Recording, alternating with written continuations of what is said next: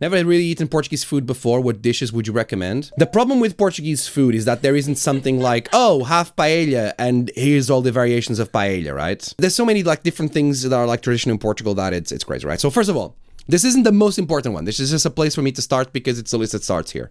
Codfish. Codfish is huge in Portugal. There's a thing about there being like 1,000 ways to cook codfish in Portugal. As you can see, there's already like 3 different ones here. My mom, this is cream codfish.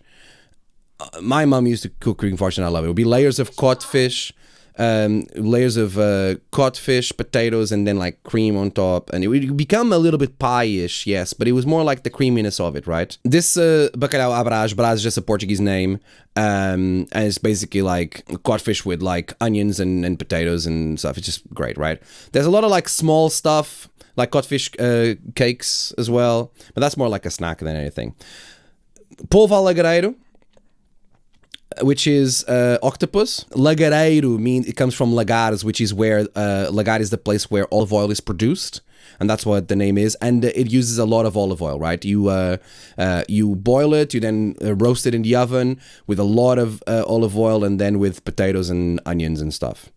Alheira. Alheira has a great story. So what happened is that like in the 17th century, I think, Europe was kind of like kicking out all the Jews, and like there was a big Jew persecution area, and Portugal also had that. Because we have like chorizo in Portugal, like a lot of what do you call it, like those kind of meats.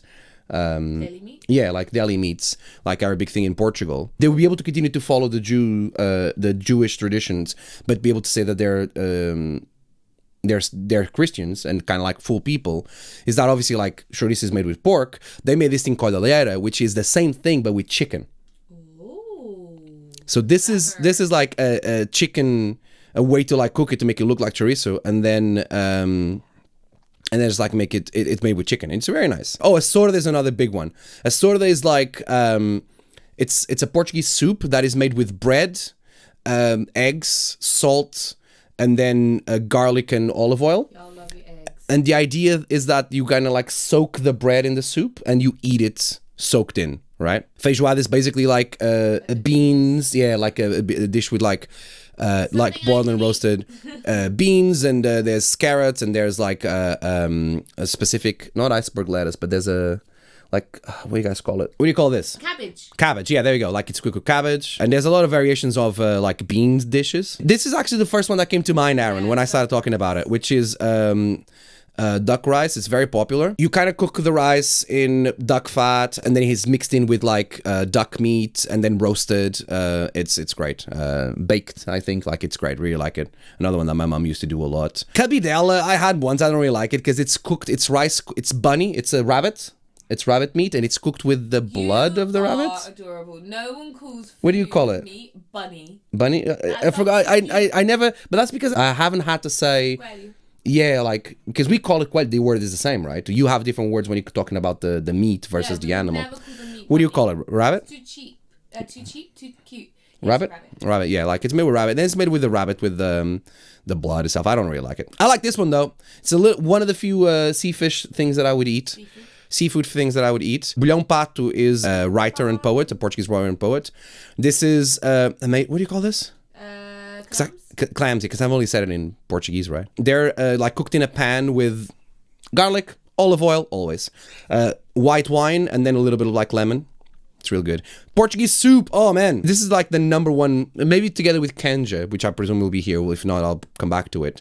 This is like cabbage that is like finely sliced and then cooked in like a potato soup, and then sometimes it doesn't have to have it, but it will have pieces of chorizo on it. Love caldo verde, man. Oh, here's canja. There we go. Canja is like a traditional soup, like with chicken meat, and then either with rice or with pasta. And then the idea is that you cook the rice or the pasta in the broth. Yeah, it's the thing of like, oh, you're ill. Here's the kind of like associated with the kind of food that you eat when you're ill.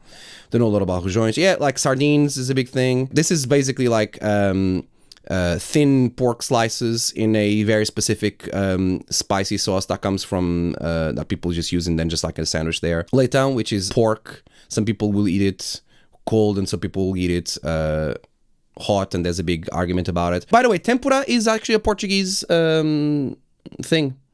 The traditional like tempura in Japan is actually a Portuguese dish. We call it fish of the what do you call a place where you have vegetables growing? A garden? We call that a garden? Allotment, yeah. The literal tradition to peixinhos da horta, which we call it, is fishes from the allotment. Okay. Allotment fishes. And then obviously the pastel de Belém. But I just want to end with this traditional, this dish here. It's a sandwich, but it's like a sandwich that you would eat in a plate. It's traditional mostly up north. And it has like, it's a sandwich that has freaking everything. It started in Porto, which is the second biggest city in Portugal. And it's just like, it has the egg on top. It has a very specific sauce that I don't know about, and like the sauce is the thing that makes everything different. And then he basically is like on top of, it's basically the bread needs to be like the sandwich bread. It's not like any specific bread. It's like the bread that you would buy and like any sliced bread, yeah. 1928. Yeah, it has ham, sausage, the thin chorizo that we have. It has steak, and then has a lot of cheese on top, and then all of that goes on in the oven, and then it gets the francesinha sauce on top. There you go, Aaron. That's as you can see, there's a lot of food, a lot of different Portuguese food, and there isn't like one dish that Portugal is known for. Was it? Yeah, it was Aaron. Oh. Yeah.